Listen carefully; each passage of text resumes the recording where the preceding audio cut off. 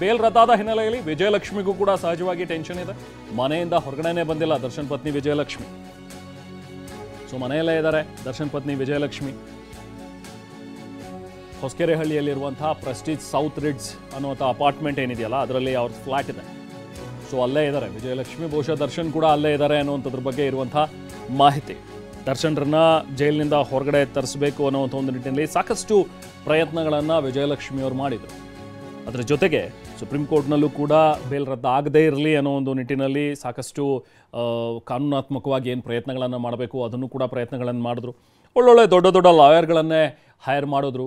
ಆದರೂ ಕೂಡ ಏನೂ ಮಾಡೋಕ್ಕಾಗಲಿಲ್ಲ ದರ್ಶನ್ ವಿಚಾರದಲ್ಲಿ. ಯಾಕಂದರೆ ಮೇಯ್ನಾಗಿ ದರ್ಶನ್ಗೆ ಮುಳುವಾಗಿದ್ದು ಅಂತ ಹೇಳಿದ್ರೆ ಅವರ ನಡವಳಿಕೆ ಬೆಂಗಳೂರಿನ ಜೈಲಿನಲ್ಲಿ ಇದ್ದಂಥ ಸಂದರ್ಭದಲ್ಲಿ. ಯಾಕಂದರೆ ಈತ ಒಬ್ಬ ಪ್ರಭಾವಿ, ಈತ ತುಂಬಾ ಪ್ರಭಾವ ಬೀರಬಲ್ಲ ಅನ್ನುವಂಥದ್ದು ಸುಪ್ರೀಂ ಕೋರ್ಟ್ಗೆ ಮನವರಿಕೆ ಆಗಿದ್ದೇ ಈ ವಿಚಾರದಿಂದ. ಯಾಕಂದರೆ ದರ್ಶನ್ ಜೈಲಲ್ಲಿ ಇದ್ದಂಥ ಸಂದರ್ಭದಲ್ಲಿ ಆ ಬಂದಂಥ ಒಂದು ಫೋಟೋ ಏನಿದೆಯಲ್ಲ, ಹೊರಗಡೆ ಬಂದಂಥ ಫೋಟೋ, ಅಲ್ಲಿ ವಿಲ್ಸನ್ ಗಾರ್ಡನ್ ನಾಗನ್ ಜೊತೆಗೆ ಈ ಥರ ರೌಡಿ ಶೀಟರ್ಸ್ ಜೊತೆಗೆ ಎಲ್ಲ ಕೂತ್ಕೊಂಡು ಕಾಫಿ ಮಗ್ ಇಟ್ಕೊಂಡು ಸಿಗರೇಟ್ ಸೇತ್ಕೊಂಡು ಆರಾಮವಾಗಿದ್ದಾನೆ. ಅಂದರೆ ಒಬ್ಬ ಪ್ರಭಾವಿ ಏನೆಲ್ಲ ಮಾಡಬಲ್ಲ, ಒಂದು ಸಿಸ್ಟಮನ್ನು, ಇಡೀ ಸಿಸ್ಟಮನ್ನು ಹೇಗೆ ದುರುಪಯೋಗ ಪಡಿಸ್ಕೋಬಲ್ಲ ಅನ್ನುವಂಥದ್ದಕ್ಕೆ ಇದೊಂದು ಎಕ್ಸಾಂಪಲ್ ಆಗುತ್ತೆ. ಸೊ ಹಾಗಾಗಿ ಸುಪ್ರೀಂ ಕೋರ್ಟ್ ಅದನ್ನು ಬಹಳ ಪ್ರಮುಖವಾಗಿ ಪಾಯಿಂಟ್ಔಟ್ ಮಾಡಿದೆ. ಜೊತೆಗೆ ಹೈಕೋರ್ಟ್ ಕೊಟ್ಟಂತಹ ಒಂದು ತೀರ್ಪು ಎಲ್ಲೋ ತರಾತುರಿಯಲ್ಲಿ ತೀರ್ಪನ್ನು ಕೊಟ್ಟಿರೋ ರೀತಿಯಲ್ಲಿ ಗ್ರೌಂಡ್ಸ್ ಆಫ್ ಅರೆಸ್ಟ್ ಅಂತ ಹೇಳಿ ನೀವು ಬೇಲನ್ನು ಕೊಡೋದು ಇದು ಎಷ್ಟು ಮಟ್ಟಿಗೆ ಸರಿ ಅನ್ನುವಂಥದ್ರ ಬಗ್ಗೆಯೂ ಕೂಡ ಪ್ರಶ್ನೆಯನ್ನು ಮಾಡಿದೆ. ಈ ತಾಂತ್ರಿಕ ಟೆಕ್ನಿಕಲ್ ಗ್ರೌಂಡ್ಸ್ ಆಧಾರದ ಮೇಲೆ ನೀವು ಬೇಲನ್ನ ಕೊಟ್ಟಿರುವಂಥದ್ದು. ಜೊತೆಗೆ ಇನ್ನೊಂದು ನಮ್ಮ ಪ್ರತಿನಿಧಿ ರಮೇಶ್ ಹೇಳ್ತಾ ಇದ್ರು, ಸೆಷನ್ಸ್ ಕೋರ್ಟ್ನಲ್ಲಿ ನಡಿಬೇಕಾದಂಥ ಒಂದು ವಿಚಾರಣೆ ಅಂತ ಏನಿರುತ್ತಲ್ಲ, ಸಾಕ್ಷಿಗಳ ವಿಚಾರಣೆ ಅದೆಲ್ಲವೂ ಕೂಡ ಅದು ಸೆಷನ್ಸ್ ಕೋರ್ಟಲ್ಲೇ ಆಗಬೇಕು. ಒಂದು ವೇಳೆ ಸೆಷನ್ಸ್ ಕೋರ್ಟ್ನಲ್ಲಿ ತೀರ್ಪು ಬಂದ ನಂತರ ಅದನ್ನು ಮೇಲ್ಮನವಿ ಸಲ್ಲಿಸಿದಾಗ ಮಾತ್ರ ಹೈಕೋರ್ಟಿಗೆ ಅವಕಾಶ ಇರುತ್ತೆ ಅದ್ರ ಬಗ್ಗೆ ಮತ್ತೆ ಅಲ್ಲಿ ಪರಿಶೀಲನೆಯನ್ನು ಮಾಡೋದಕ್ಕೆ ಅಥವಾ ಸಾಕ್ಷಿಗಳ ಒಂದು ವಿಚಾರಣೆ ಮಾಡೋದಕ್ಕೆ. ಅದು ಬಿಟ್ಟು ಇನ್ನು ಸೆಷನ್ಸ್ ಕೋರ್ಟ್ನಲ್ಲಿ ವಿಚಾರಣಾ ಹಂತದಲ್ಲೇ ಇರುವಾಗ ಅದಾಗಲೇ ಹೈಕೋರ್ಟಿಗೆ ಬಂದು ಹೈಕೋರ್ಟ್ನಲ್ಲಿ ಈ ಸಾಕ್ಷಿಗಳ ಬಗ್ಗೆ ವಿಚಾರಣೆ ಎಲ್ಲವೂ ಆಗುತ್ತೆ, ಅದನ್ನು ಪರಿಗಣನೆಗೆ ತೆಗೆದುಕೊಂಡು ನೀವು ಬೇಲ್ ಕೊಡ್ತೀರಿ ಅನ್ನುವಂಥದ್ದಿದ್ರೆ ಇದು ಸರಿಯಲ್ಲ, ಇದು ಸಮಂಜಸ ಅಲ್ಲ ಅನ್ನುವಂಥದ್ದನ್ನು ಸುಪ್ರೀಂ ಕೋರ್ಟ್ ಇವತ್ತು ತೀರ್ಪನ್ನು ಕೊಟ್ಟಿದೆ, ಅಭಿಪ್ರಾಯನ ವ್ಯಕ್ತಪಡಿಸಿದೆ. ಜೊತೆಗೆ ಒಂದು ಬೆನ್ನೋವಿನ ಕಾರಣ ಇಟ್ಕೊಂಡು ಮೆಡಿಕಲ್ ಗ್ರೌಂಡ್ಸ್ ಹೇಳ್ಕೊಂಡು ಕಳ್ಳಾಟ ಆಡಿದ್ದು ಕೂಡ ಸುಪ್ರೀಂ ಕೋರ್ಟಿಗೆ ಗಮನಕ್ಕೆ ಬಂದಿತ್ತು. ಇದೆಲ್ಲವೂ ಕೂಡ ದರ್ಶನಿಗೆ ಇವತ್ತು ಮುಳುವಾಗಿದೆ.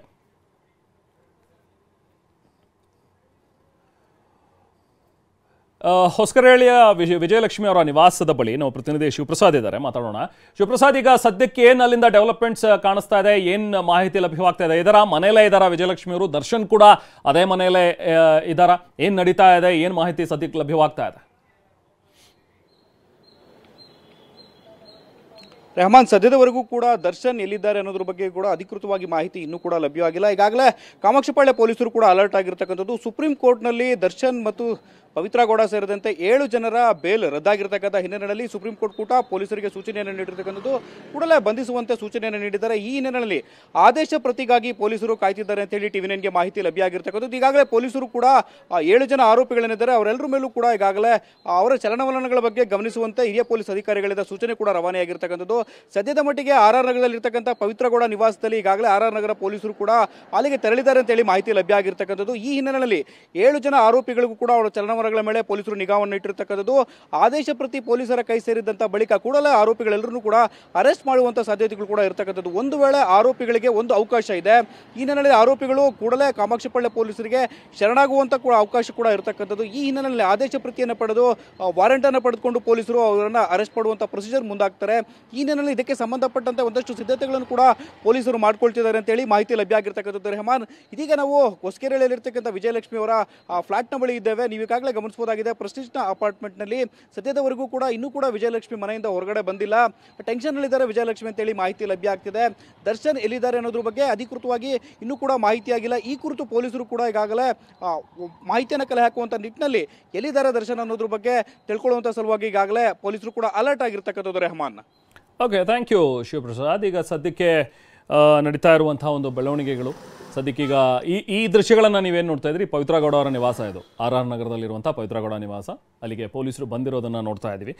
ಆಗಲೇ ನಾವು ಮಾಹಿತಿಯನ್ನು ಕೊಡ್ತಾ ಇದ್ವಿ. ಪೊಲೀಸರು ಇದೊಂದು ಪ್ರೊಸೀಜರ್ನ ಒಂದು ಭಾಗ. ಯಾಕಂದರೆ ಈಗ ಅವ್ರನ್ನ ಅರೆಸ್ಟ್ ಮಾಡಬೇಕು ಅಥವಾ ಅವ್ರು ಬಂದು ಸರೆಂಡರ್ ಆಗಬೇಕು ಅನ್ನುವಂಥದ್ದು ಏನಿದೆಯಲ್ಲ, ಅವರಿದ್ದಾರಾ ಮನೆಯಲ್ಲಿ, ಎಲ್ಲಿದ್ದಾರೆ, ಈಗ ಆರೋಪಿಗಳೆಲ್ಲ ಎಲ್ಲೆಲ್ಲಿ ಹೋಗಿದ್ದಾರೆ ಅನ್ನೋಂಥದ್ದೆಲ್ಲವೂ ಕೂಡ ಪೊಲೀಸರು ಕಲೆ ಹಾಕೋಬೇಕಾಗತ್ತೆ. ಅದ್ರ ಬಗ್ಗೆ ಅವ್ರ ಹತ್ರ ಮಾಹಿತಿ ಇರಬೇಕು. ಏಕಾಏಕಿಯಾಗಿ ಅವರನ್ನು ಕರ್ಕೊಂಡು ಬನ್ನಿ, ಎತ್ತಾಕೊಂಡು ಬನ್ನಿ ಅಂತ ಹೇಳಿದ ತಕ್ಷಣ ಸಿಗದೇ ಇರ್ಬೋದು ಅವರು. ಸೊ ಹಾಗಾಗಿನೇ ಯಾವ್ಯಾವ ಆರೋಪಿಗಳು ಎಲ್ಲೆಲ್ಲಿದ್ದಾರೆ ಅನ್ನುವಂಥದ್ರ ಬಗ್ಗೆ ಪೊಲೀಸರು ಕೂಡ ತಮ್ಮ ಹೋಮ್ವರ್ಕನ್ನು ಇಲ್ಲಿ ಚಾಚು ಮಾಡ್ಕೊಳ್ತಾ ಇದ್ದಾರೆ. ಸೊ ಅದರಂತೆಯೇ ಈಗ ಪವಿತ್ರ ಗೌಡ ಅವರ ನಿವಾಸಕ್ಕೂ ಕೂಡ ಪೊಲೀಸರು ಬಂದು ಪವಿತ್ರ ಗೌಡ ಅಲ್ಲಿದ್ದಾರಾ ಇಲ್ವಾ ಅನ್ನುವಂಥದ್ದನ್ನು ಕನ್ಫರ್ಮ್ ಮಾಡ್ಕೊಂಡಿದ್ದಾರೆ. ಇನ್ನು ಉಳಿದಂತೆ ಬೇರೆ ಆರೋಪಿಗಳೇನಿದಾರಲ್ಲ ಅವರ ಬಗ್ಗೆ ಅನುಕುಮಾರ್ ಆಗಿರಲಿ ಅಥವಾ ಪ್ರದೋಷ್ ಆಗಿರಲಿ ಇವರೆಲ್ಲರ ಬಗ್ಗೆನೂ ಕೂಡ ಮಾಹಿತಿಯನ್ನು ಪೊಲೀಸರು ಪಡ್ಕೊಳ್ತಾ ಇದ್ದಾರೆ.